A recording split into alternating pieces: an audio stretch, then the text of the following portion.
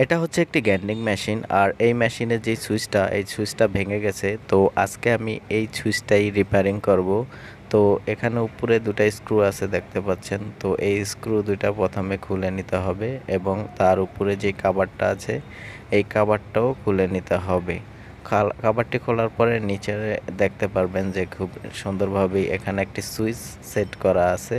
তো এই সুইচটাকে কিছুর সাহায্যে উপরে টান দিলে এটা খুলে যাবে। তো এই সুইচটাই মূলত গ্যান্ডিংয়ের সমস্যা। তো এই কারণেই গ্যান্ডিং মেশিনটি চলতেছিল না। তো এখন আমি এই সুইচটাকেই চেঞ্জ করব। তো এখানে দুইটা কেবল আছে, এই কেবল দুইটা আমি রিমুভ করে নিছি। তো এই যে দেখতে পাচ্ছেন এই দুইটি হচ্ছে কেবল। তো এই কেবল দুইটা সাথেই আমি সুইচ কানেকশন করব। তো এই কেবল দুইটার সাথে সুইচ কানেকশন করব, কিন্তু যেহেতু আমার কাছে গ্যান্ডিং মেশিনে থাকা যেই সুইচটি এই সুইচটি নাই, তো এটার পরিবর্তে আমি অন্য একটি সুইচ ব্যবহার করব, যেগুলো কি বলে বেদ সুইচ। এই সুইচটা আমি এটার সাথে এখন সংযোগ করব। যদিও এই ধরনের সুইচ গ্যান্ডিংয়ে না লাগানোই উচিত, কারণ গ্যান্ডিংয়ের জন্য গ্যান্ডিংয়ের মধ্যে যেই সুইচ থাকে ওগুলোই বেস্ট। তো যেহেতু টেম্পোরারি ইউজ করব, তো এই জন্য আমি এই সুইচটি এখন ব্যবহার করব। তো এখানে দুইটি টার্মিনাল আছে বেড সুইচের, এই দুইটি টার্মিনালের সাথে আমি দুইটি কেবল লাগিয়ে নেব।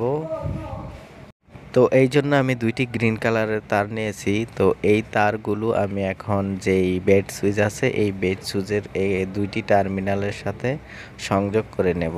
তো সংযোগ করার সময় অবশ্যই লক্ষ্য রাখতে হবে যাতে খুব ভালোভাবে টাইট হয় স্ক্রুগুলো, আর নয়তো লুজ কালেকশন থাকলে অনেক বড় ধরনের ক্ষতি হতে পারে বা বাস্ট হয়ে যেতে পারে। তো অবশ্যই ভালোভাবে টাইট দিতে হবে।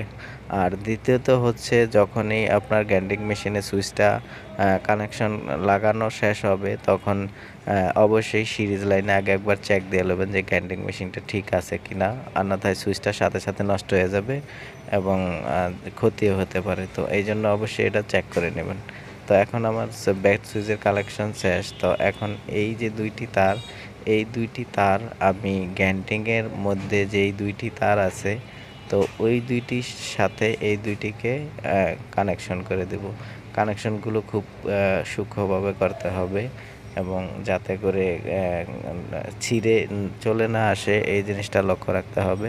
তো আমি এখন এই দোনোটাকে সেমভাবে সংযোগ করে দেব এবং টেপ পেঁচিয়ে দেব যাতে একটা আরেকটার সাথে লেগে শর্ট সার্কিট না হয়ে যায়। তো এখন আমার মোটামুটি এখানে কাজ শেষ। এবার আমি কাভারটা লাগিয়ে নেব। কাভারটা লাগানোর পরে আমি চেক করে দেখব যে এটা কাজ করে কিনা এই সুইচটা। তো সেই সুইচটা কাজ করে কিনা এটাই আমি এখন চেক করে দেখাবো। তো কানেকশন করা মোটামুটি শেষ। এখন আমি এসি যে ইনপুটের লাইন আছে সকেট, মাল্টি সকেট, তো মাল্টি সকেটের সাথে এই প্লাগটা আমি ইন করব যাতে করে সুইচ দিলে চলে।